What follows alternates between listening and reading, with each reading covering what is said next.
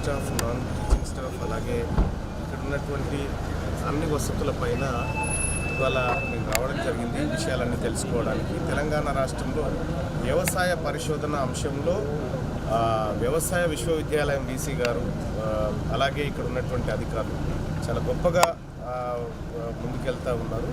So అదే రకంగా ఈ భారతదేశంలోనే కాదు, ప్రపంచ స్థాయిలో ఒక ప్రత్యేక గుర్తింపు గల రీసెర్చ్ ఇక్కడ జరుగుతూ ఉంది. అయితే ఈ నిధుల విషయంలో, రీసెర్చ్ విషయంలో, నిధుల విషయంలో, సౌకర్యాల విషయంలో కొన్ని లోటుపాట్లు ఉన్నాయి అనేటువంటి అంశాన్ని నా దృష్టికి తేవడం జరిగింది. సో అలాగే సిబ్బంది సమస్యలతో పాటు ఈ యూనివర్సిటీకి కొద్దిగా ఎక్కువ మొత్తంలో నిధులు కేటాయించే విధంగా, రీసెర్చ్ అవకాశాలు మెరుగుపరిచే విధంగా, అలాగే ఉద్యోగస్తుల సమస్యలు నెరవేర్చే విధంగా కొన్ని సూచనలు కూడా చేయడం జరిగింది. వాటన్నిటినీ ప్రభుత్వం ముంగట పెడతాను. ఖచ్చితంగా ఇట్లాంటి యూనివర్సిటీలు మరింత ముందుకు పోవాలి, మరింత డెవలప్ కావాలి.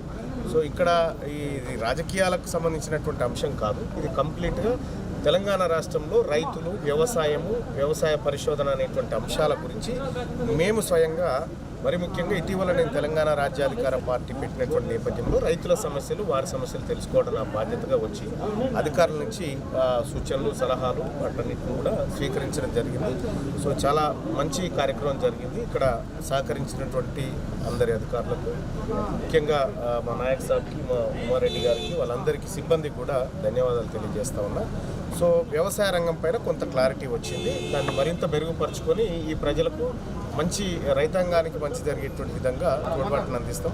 ప్రధానంగా ఏంటంటే, నేను ఇటీవల కాలంలో ఈ ప్రైవేట్ సీడ్స్కి సంబంధించినటువంటి కంప్లైంట్స్ నా దగ్గర వచ్చినప్పుడు, సో అసలు ప్రైవేట్ సీడ్స్ ఎందుకు లాభాలలోకి పోతూ ఉన్నాయి, మరి ప్రభుత్వం తరఫున చేస్తున్నటువంటి రీసెర్చ్, కొత్త వంగడాలకు సంబంధించి ఎందుకు వెనకబడ్డాయి అనేటువంటి విషయాలు తెలుసుకోవాలన్న ఆసక్తిలో భాగంగా ఇక్కడ రావడం జరిగింది. చాలా విషయాలు తెలుసుకోవడం జరిగింది.